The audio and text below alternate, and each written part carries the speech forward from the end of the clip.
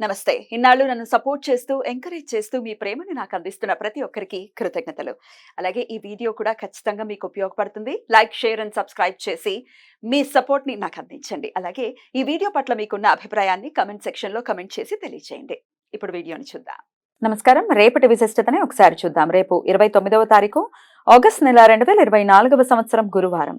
శ్రీ క్రోధినామ సంవత్సరం దక్షిణాయనం వర్ష ఋతువు. రేపు శ్రావణ మాస బహుళపక్ష ఏకాదశి తిథి రాత్రి 1:37 వరకు, తదుపరి ద్వాదశి తిథి. ఆరుద్ర నక్షత్రం సాయంత్రం 4:39 వరకు, తదుపరి పునర్వసు నక్షత్రం. సిద్ధి యోగం సాయంత్రం 6:18 వరకు, తదుపరి వ్యతిపాత యోగం. భవకరణం మధ్యాహ్నం 1:24 వరకు, బాలవకరణం రాత్రి 1:37 వరకు, తదుపరి కౌలవకరణం ఉంటాయి. నక్షత్ర వర్జం రాత్రి 5:17 నుండి ఎల్లుండి ఉదయం 6:59 వరకు. అమృతకాలం ఉదయం 6:20 నుండి 7:59 వరకు.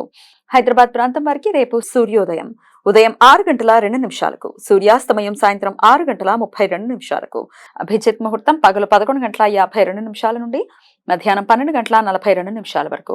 దుర్ముహూర్తం ఉదయం 10:12 నుండి 11:02 వరకు. మరల మధ్యాహ్నం 3:12 నుండి సాయంత్రం 4:02 వరకు. రాహుకాలం మధ్యాహ్నం 1:51 నుండి 3:24 వరకు. గుళిక కాలం ఉదయం 9:09 నుండి 10:43 వరకు. యమగండం ఉదయం 6:02 నుండి 7:36 వరకు. రేపు అజ ఏకాదశి. ఈ ఏకాదశిని అన్నద ఏకాదశి అని, ఆనంద ఏకాదశి అని కూడా పిలుస్తారు. రేపు భక్తులు రోజంతా ఉపవాసం ఉండి విష్ణుమూర్తికి ప్రత్యేక పూజలు చేసి విష్ణు సహస్రనామ స్తోత్ర పారాయణం చేస్తారు. బ్రహ్మవైవర్త పురాణం ప్రకారం శ్రీకృష్ణుడు యుధిష్ఠిరుడికి ఈ వ్రతం మహిమను వివరించాడు.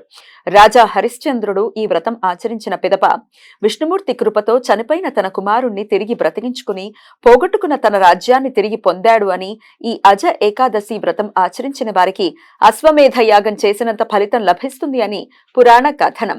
రేపు ఉపవాసం ఉన్న వారికి పారణ సమయం ఎల్లుండి ఉదయం 7:49 నుండి ఉదయం 8:32 వరకు ఉంటుంది.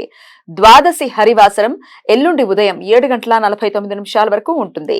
ద్వాదశి రోజు భోజనంలో వంకాయ, పెరుగుతో చేసిన పదార్థాలను తినకూడదు. గురువారం పునర్వసు నక్షత్ర కలయిక ఉండటం చేత రేపు సర్వార్థ సిద్ధి యుగం సాయంత్రం 4:39 నుండి ఎల్లుండి సూర్యోదయం వరకు ఉంటుంది. ఈ సమయంలో నూతన వ్యాపార ప్రయత్నాలు చేయడానికి, కొత్త పనులు ప్రారంభించుకోవడానికి అనుకూలం. ఈ సమాచారాన్ని మనకందించిన వారు మేడికొండూరు విశ్వనాథ్ ప్రసాద్ గారు. ఆయనకు కృతజ్ఞతల్ని తెలియజేస్తూ నారాయణ స్మరణతో సమస్త సన్మంగళాని భవంతు. నమస్కారం.